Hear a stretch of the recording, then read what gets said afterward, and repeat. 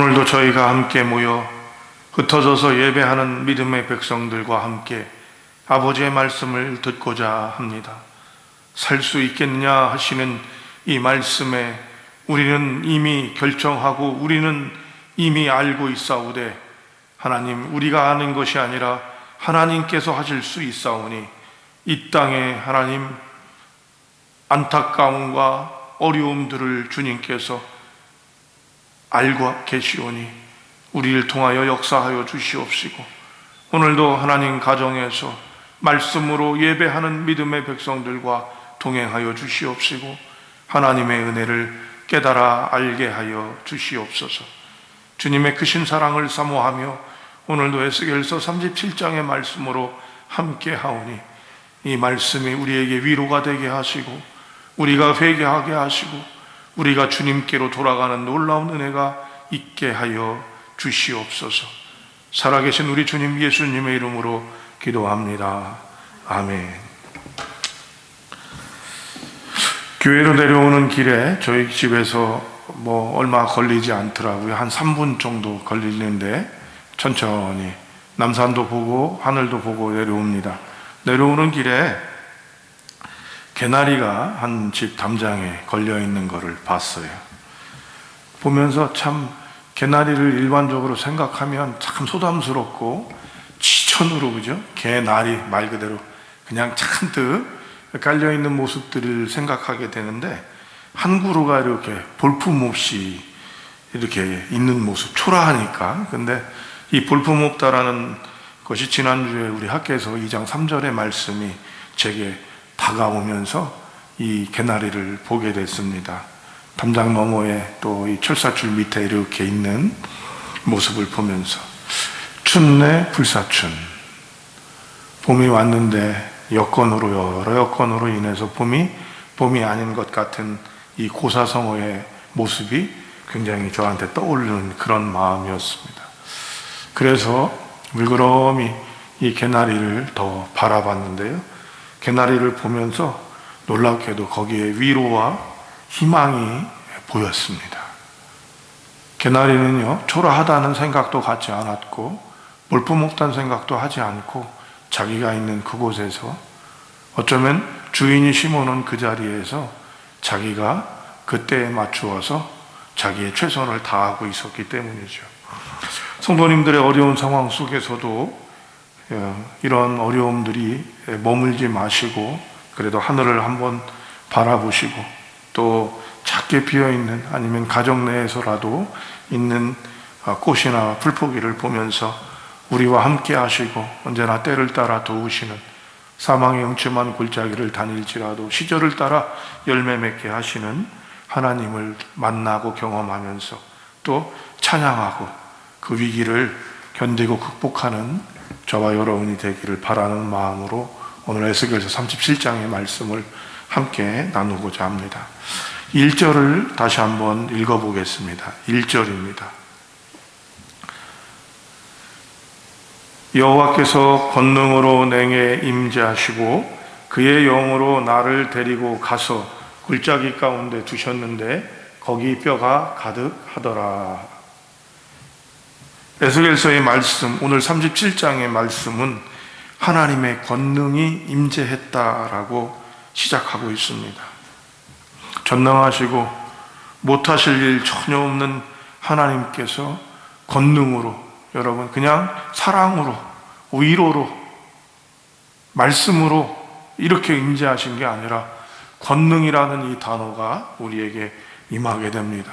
뭐든 다 하실 것 같은 이 하나님의 임재, 권능의 임재가 놀라운 것은 하나님의 사람인 에스겔에게 이끄시는데요, 이 이끄시는 데가 어디인지 아십니까? 바로 마른 뼈의 골짜기다. 우리가 이미 37장, 에스겔 37장을 마른 뼈의 골짜기 이렇게 알고 있는 것처럼 뼈가 가득한 곳으로, 공동묘지도 아니고 여러분, 이 황량한 곳으로 이끄셨다 하는 겁니다. 하나님의 권능이 왜 우리를 좋은 곳으로, 그리고 꽃길로 보내시지 않으시고 마른 뼈들만, 여러분, 그냥 어디 가다가 남들이 먹었던 감자평 뼈다귀가 쓰레기통에서 나와 있어도 여러분 그 흉물스럽거든요. 먹을 땐 몰라도. 하물며 이런 육체의 뼈들이, 유해들이 잔뜩 있는 곳을 본다는 것은 어떤 모습이 되었었을까? 그죠? 그리고 이것이 왜 하나님께서는 권능으로 임하셔서 이 모습을 보여주셨을까? 하나님의 권능은 좋은 꽃길로 우리를 좋은 곳으로 보내셨던 것이 아니라 바로 마른 뼈의 자리로 보내셨던 이유 뭘까요? 현실입니다. 에스겔이 겪고 있었던 이스라엘이 포로된 그 상황들, 이것도 현실이지만 우리에게 겪게 되는 이 코로나19 사태의 모든 모습들도 현실입니다. 하나님께서는 당신의 권능을 우리에게 무엇으로 보여주시냐? 바로 현실 가운데 만나게 하신다는 겁니다. 여러분, 아담과 하와가 범죄한 이후에 인간에게는 죄가 관영하는 것을 우리는 알 수 있습니다. 이 죄악들은 우리에게 교묘하게 천국을 이루어 줄 것처럼 또 무엇인가 귀한 것들을 이룰 것처럼 생각하게 하지만 하나님 암담하고 절망스럽게 만드는 것들이 사실입니다. 계속해서 반복되는 여러 일들 가운데 인간이 얼마나 어렵고 힘든지 우리는 알고 있음에도 불구하고 자신의 개인적인 이기적인 욕심들, 자신의 이익들을 위해서 정치인들, 국가, 개인들, 사업자들 다 암담해지는 모습들을 보는 우리의 모습들이 있지 않습니까? 이런 가운데 우리가 자연스럽고 암담하고 하지만 절망스러운 현실을 보게 된다는 것이죠. 이때 하나님의 권능이 그 자리에 우리가 있게 하신다는 것입니다. 여기에서 이 뼈라는 단어 중에 말랐다라는 단어들이 굉장히 오늘 본문에서 많이 나타나고 있지요.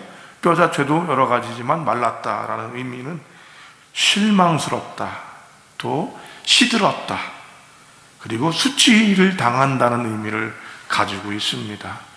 여러 가지 어려움들이죠.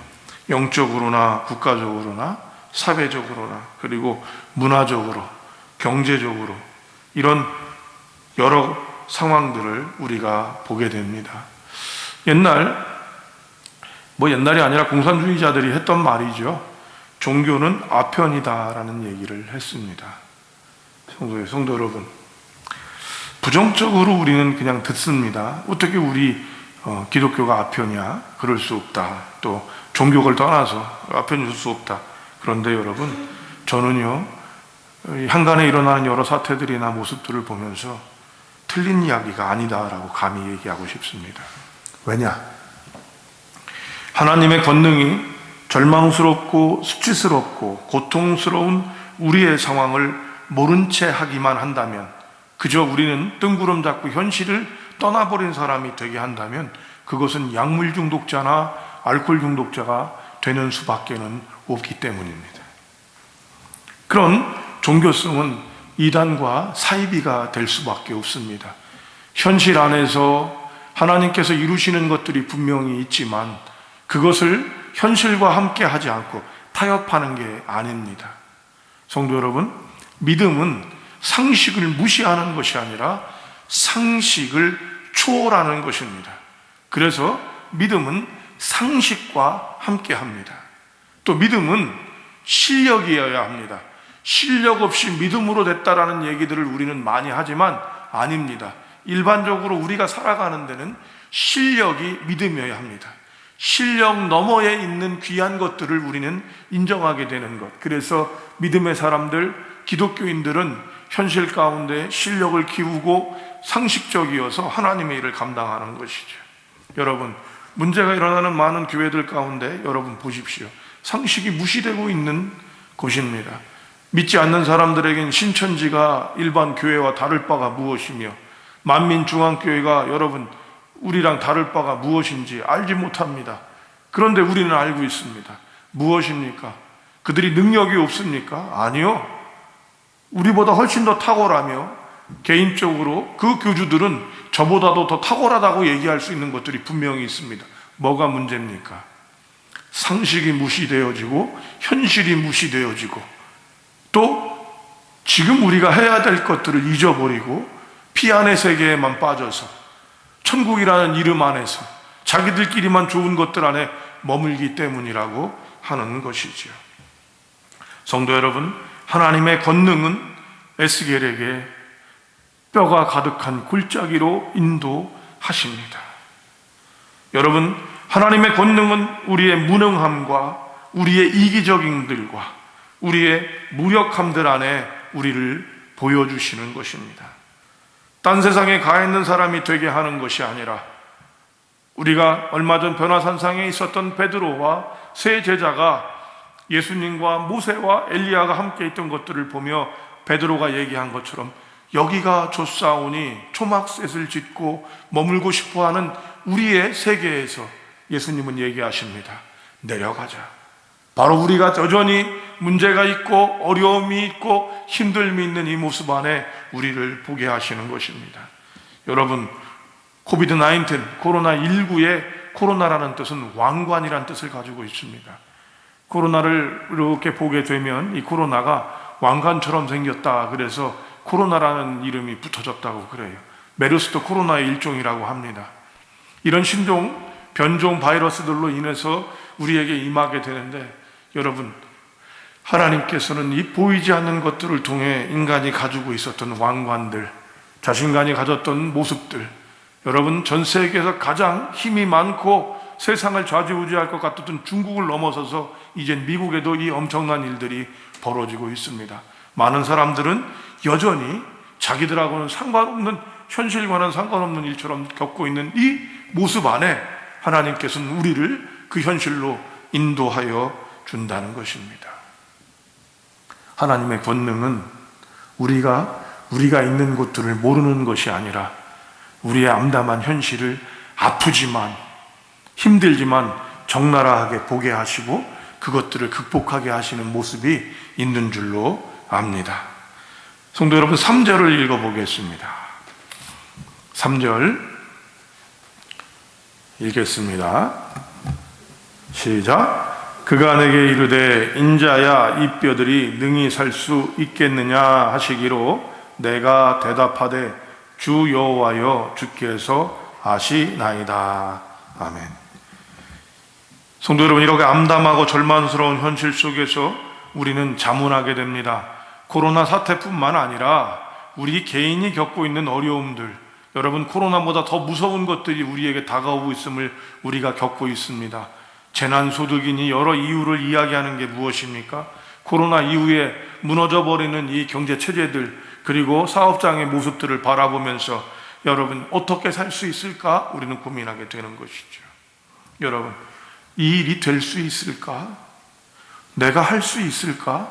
암담한 현실 앞에서 우린 이 고백밖에 할 수 없는 거예요. 그죠? 더 나아가서 우리는 살 수 있을까?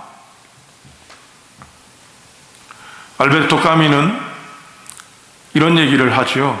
극단적 선택을 하는 사람들의 이유를 보면 가장 살고 싶은 욕구가 큰 사람들이다. 그런데 그 사람들의 단점이 뭐예요? 여러분, 내가 살 수 있을까? 이 일을 견뎌낼 수 있을까? 이 무거움들을 내가 지탱할 수 있을까?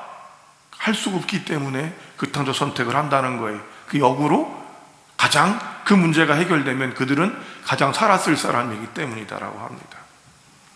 여러분, 이 이야기를 에스겔에게 하나님은 물으십니다. 에스겔아, 하나님을 믿는 종아나, 하나님을 믿는 너희야, 이 뼈가 살아날 수 있겠냐? 네가 할 수 있겠느냐? 이때 여러분, 정해진 답처럼 3절은 얘기합니다. 에스겔은 얘기하지요. 주께서 하십니다. 그런데 여러분, 우리는 알고 있습니다. 할 수 없다라는 걸. 뼈가 어떻게 살아납니까? 죽은 나사로가 어떻게 살아납니까? 나 같은 사람이 그 일을 어떻게 합니까? 이 경제적인 어려움들 중에 나올 데가 없는 이 문제를 어떻게 합니까? 라고 얘기하게 됩니다. 여러분, 하나님은 우리에게 물으십니다. 이 뼈들이 살아나겠느냐? 이 상황이 극복되겠느냐? 살아날 수 있겠느냐? 라고 말입니다. 여기에 질문은 이렇게 바뀝니다. 살 수 있을까라는 우리의 자문은 우리를 죽음으로 내몰며 절망으로 내몰고 낭망으로 내몰게 되지만, 하나님께서 살 수 있겠느냐는 질문은 달라지는 것입니다. 우리는 이 질문에, 이 물음에 아무런 말을 할 수가 없습니다. 그런데 성도 여러분, 이 질문이 하나님과 함께일 때 달라집니다. 이 질문의 놀라운 일은 갑자기 로또를 맞는 것처럼 확 달라진다는 의미가 아닙니다. 하나님의 음성을 듣고 나서도 여전히 코로나는 지금 자고 일어난 다음에 코로나가 전 세계에 싹 없어졌다, 이렇게 될까요? 아닙니다. 이 일들이 우리에게 어떻게 일어날 수 있으며 어떻게 돼야 될지를 봐야 합니다. 갑자기 여러분 로또 맞는 것처럼 되지 않는다, 전 이것도 제안하고 싶지 않습니다. 나사로가 일어난 일이나 38년 된 중풍병자가 그 자리에서 일어났던 일들을 우리는 알고 있기 때문에 그 역사를 제안하자는 얘기는 아닙니다. 그러나 일반적으로 하나님께서는 우리가 살아나게 하실 때에 우리의 실력과 우리에게 하나님이 권능을 주셔서 그 일들을 감당하게 하시는 분이라는 것들을 우리는 알아야 한다는 것이죠. 그리고 이 죽은 뼈들이 뭐가 되냐? 하나님의 군대가 됩니다. 오늘도 이 본문 안에서 이스라엘 백성들을 얘기하시면서 13절을 여러분 보셨으면 좋겠어요. 13절. 내 백성들아, 내가 너희 무덤을 열고 너희로 거기서 나오게 한즉 너희는 내가 여호와인 줄 알리라. 무덤입니다. 여러분, 아무것도 할 수 없는 이 상황들 속에서 하나님께서 하시겠다는 거예요. 예배도 드릴 수 없는 상황 속에서 하나님이 하시겠다는 거예요. 그래서 여러분, 간절하기 때문에 어떤 사람들은 세상에서 욕을 먹어가면서까지도 예배를 드립니다. 그런데 여러분, 그 예배 드리는 모습을 보면서 우리가 공유하고 공감하는 것은, 우리도 예배 드려야지, 이 마음이 아니라 왜 저럴까? 왜 마음을 함께하지 못할까라는 마음들이 오는 것은 저희의 믿음이 없기 때문일까요? 아닙니다. 우리에게 하나님께서는 세상과 더불어 함께하는 믿음을 갖게 하고 계시고, 믿음은 상식이며 상식을 초월한 것이요, 믿음은 우리의 정성들을 드리는 것이며 이 정성 너머에 있는 하나님의 일들을 경험하게 하는 것입니다. 성도 여러분, 오늘의 현실은 참으로 암담합니다. 이런 말씀을 선포하면서도 하나님께서 무덤에서 나오게 하실 것이라도 얘기하는 이 말씀을 선포하고 하나님께서 이루실 것이라는 고백을 말하고 있음에도 불구하고 함께 예배를 못 드린 지가 한 달입니다. 그러나 이런 척박한 땅에서도 담장 너머 외롭게 서 있는 개나리한테도 봄바람이 부니 꽃이 피어집니다. 우리 마음에도 우리 마음이 봄 같지 않을지라도 이제 우리는 하나님의 현실에 뿌리 박아서 때때로는 치열하고 때때로는 치사하고 때때로는 보잘것없을 것 같지만 우리의 현실 안에서 우리는 한 발 한 발 내딛게 되어야 할 것입니다. 이때 우리에게 하나님께서는 이 질문을 해오실 것입니다. 이 상황이 극복될 수 있겠니? 이 상황에서 내가 살 수 있겠니? 비단 코로나의 문제만이 아니라 여러분 개인이 겪고 있는 문제들 안에 이 질문을, 그런데 여러분 다시 한번 말씀드립니다. 살 수 있을까? 할 수 있을까? 이 질문과 살 수 있겠니? 할 수 있겠니라는 이 두 질문은 하늘과 땅의 놀라운 일들을 경험하게 할 것입니다. 사랑하는 성도 여러분, 이제 우리의 믿음은 상식이 되어야 합니다. 그리고 그 상식을 초월하는 하나님을 만나야 합니다. 우리의 상식은 실력이 되어지고 정성이 되어져서 우리의 믿음이 정성이고 우리의 믿음이 실력인 것들을 알게 되어야 합니다. 그러면 우리는 그 너머에 계시는 하나님, 마른 뼈를 살리시는 하나님을 만날 수 있게 될 것입니다. 이제 우리의 믿음은 극복하고 이길 수 있는 실력으로 나가야 합니다.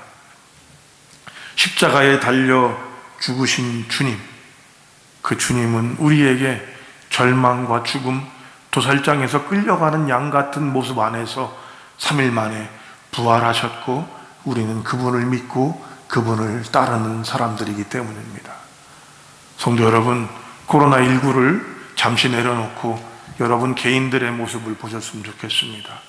지금 그 상황이, 그 문제가 극복될 수 있겠습니까? 여러분이 질문하지 마시고 하나님의 질문으로 받을 때 하나님께서 여러분과 함께 하시는 놀라운 은혜를 경험하게 될 것입니다. 봄바람이 불면 꽃이 핍니다. 성령의 봄바람이 우리 마음 가운데 올 수 있기를, 그래서 보잘것없는 그늘에 응단진 곳에서 아무것도 없었을 것 같은 그곳에 꽃이 피는 놀라운 은혜처럼 코로나 사태와 절망적인 우리 사태 가운데서도 하나님은 우리 마음에 꽃을 피게 하실 것입니다. 귀한 은혜가, 이 은혜가 성도 여러분과 제게 있기를 주님의 이름으로 축복합니다. 기도하겠습니다. 하나님 아버지, 살 수 있을까가 아니라 주님이 말씀하시는 것처럼 이 뼈들이 살아나겠느냐라는 이 질문을 갖는 저희들이 되게 하여 주시옵소서. 절망적이고 어렵고 힘든 상황, 도살장에 끌려가는 양 같은 마음을 갖는 우리의 마음들 가운데 주님 물으시며 우리에게 대답해 주십니다. 내가 너희의 무덤을 열고 살아나게 하리니 내가 너희의 여호와인 줄 알리라. 주님의 은혜가 우리 가운데, 고통과 아픔 가운데 있는 전 세계 사람들 가운데, 무엇보다도 함께 예배한 우리들 가운데 있게 하옵소서. 우리 주님 예수님의 이름으로 기도합니다. 아멘.